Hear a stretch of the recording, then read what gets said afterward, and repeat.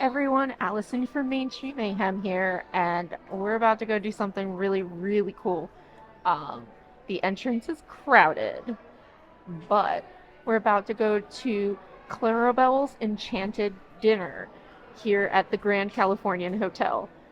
It's a buffet, it's a character dining experience.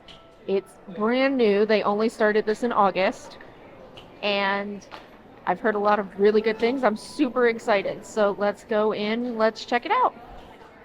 Storytellers Cafe is a family buffet style restaurant located at the Grand Californian Resort. This location offers delicious seasonal options for breakfast, brunch, and dinner, and is considered a character dining experience, meaning that Disney characters meet you as you eat your meal.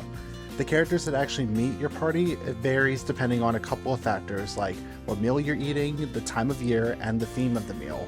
The specific dinner reservation that Allison enjoyed had Donald, Daisy, Pluto, Goofy, and Clarabelle. The prices will vary from around $36 for a children's breakfast to $79 for an adult dinner, depending on the time of year. There is an extensive drink menu that you could choose from that is included with your buffet purchase. This typically includes tap beverages, milks, and juices. They also have specialty drinks that you can add to your purchase, like specialty beers, wines, and cocktails. Some of these options are a bit more unique offerings, such as the Bear Encounter, the Grand Candied Orange Coffee, and the non-alcoholic Rosemary Pear Spritz. They had about 5 pages of these options for you to meander through if you would like to add a special added touch to your drink choices.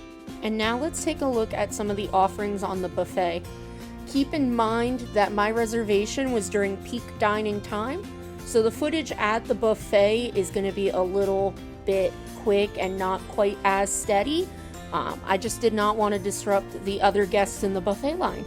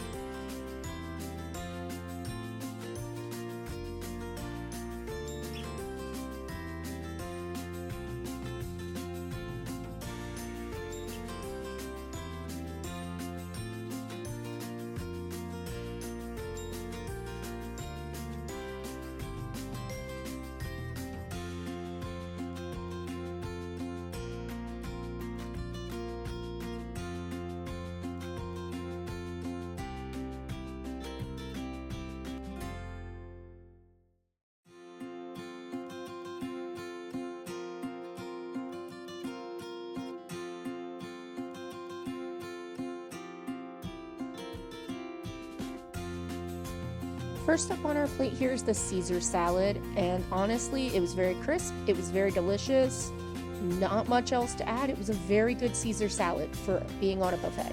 I will add that they did have some fancier salads on the buffet as well, if you'd prefer to try those instead. Next up on our plate is the assorted breads, and this was a little mini cornbread muffin. I don't know what flavor it was, but it was absolutely delicious. It was so sweet, and the muffin itself fell apart so easily. It was delicious. For our first side dish, I tried the German potato salad, and this is a vinegar-based potato salad. It's not mayonnaise-based, which is what I usually have. However, this was phenomenal. It was so delicious. The bacon was nice and had a little bit of crunch to it. 10 out of 10, absolutely delicious. I loved it.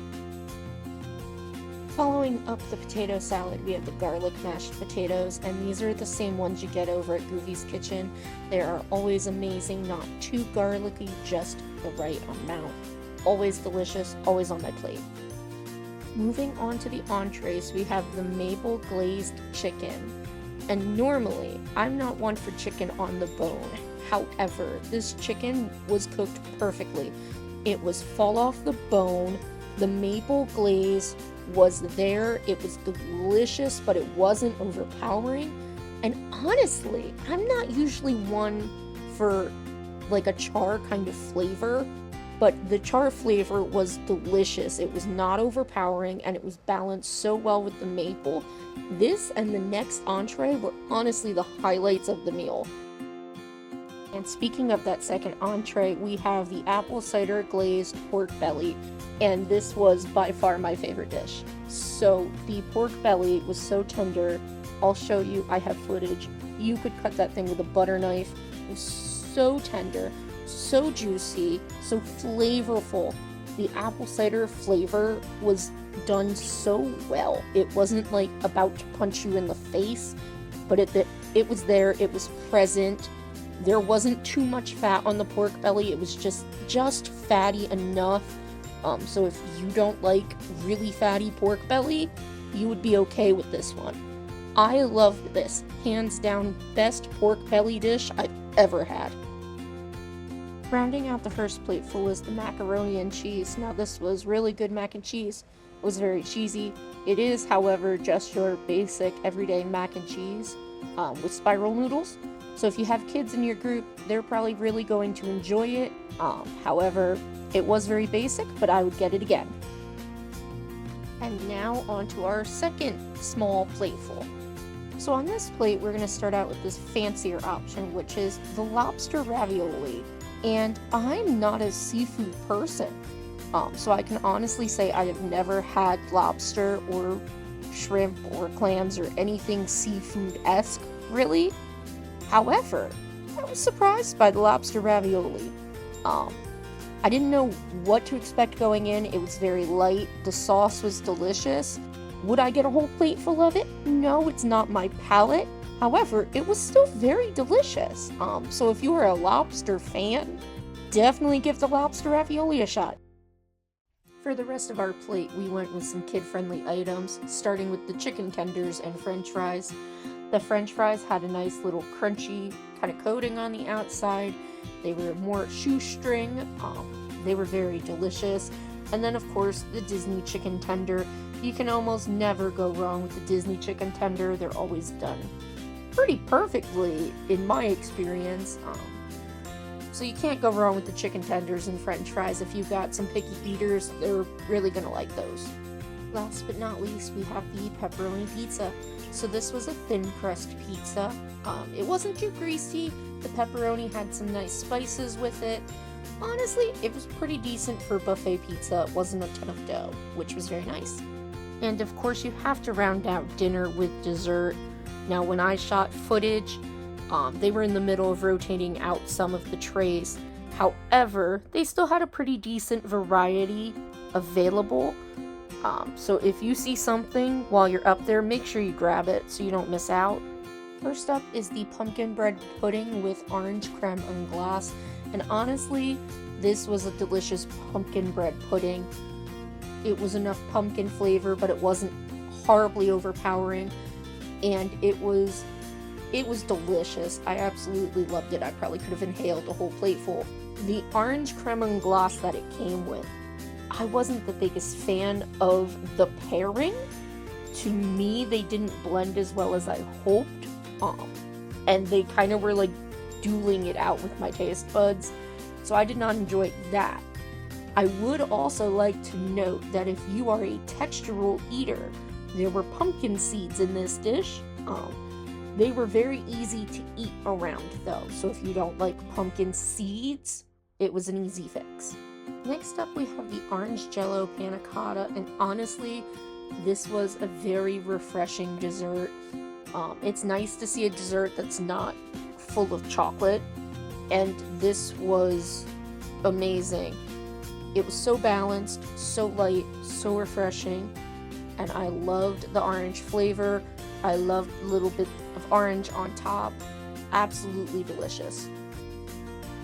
And then we have the cookies and cream cheesecake, which was a really cute little cheesecake.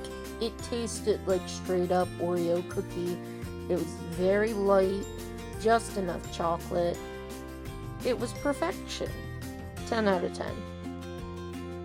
And last up for our desserts is the mini molten lava cake. Now this cake was very dense. It's super chocolatey, super dense. It was a little hard to cut with the fork, as you can see. However, the flavors were delicious. I did enjoy it. I will say I did not think it was really a molten lava cake. The inside was not really lava-esque, you know how it usually gets a little melty and gooey. It wasn't like that, but it was delicious, and I did still enjoy it. So again, in terms of characters that you can meet, they do vary depending on the time of year and if there is theming involved at the restaurant. During this visit, as you can see, there is Donald, Daisy, Pluto, Goofy, and Clarabelle. We do also want to point out that you should not be afraid to speak to cast members if for whatever reason a character missed your table. This happened to Allison. A cast member will do their best to make sure that each and every character sees you during their stay. Allison had Goofy and Clarabelle miss her to check in on the kitchens, so they both came afterward to meet her, and she had a really cute interaction with both of them. Goofy ended up taking a little nap on the other side of the booth, and Clarabelle caught him and scolded him a little bit, so that was a nice little interaction that she wouldn't have had otherwise. And in terms of theming for the restaurant, this specific character dinner was Clarabelle's Enchanted Halloween dinner, which is an autumn Halloween themed dinner. This theme inspired menu choices such as the pumpkin bread pudding and the beautiful outfits worn by the characters that you see. Starting on November 1st, the dinner offering changes over to Donald's Tale of Adventure Dinner Buffet, which features Donald and friends in explorer outfits. And on November 17th, both breakfast and brunch change over to holiday offerings. Breakfast and brunch will be Daisy's Holiday Pajama Party, and the dinner will be Mickey's Christmas Carol Feast. I don't know about you, but those costumes look adorable. I would not pass on checking those meals out if they fit into your schedule. Alright guys, we just finished up here at Storytellers for Clarabelle's Enchanted Dinner, and all of the food was phenomenal. The characters all have their fancy fall outfits and they're adorable. Goofy took a nap on the bench in our booth. I had a blast. I really enjoyed this meal. So I've gotten to do 3 of the 4 character dining experiences here. But it was delicious. Now, it will set you back about $85 a person after tax for an adult. That's not including tip. So it is a little bit pricey, but the food was phenomenal. The character experiences were fantastic. So I hope you guys enjoyed checking out the dinner with me. And remember, my name's Allison from Main Street Mayhem, and I hope you guys stay chaotic. Bye.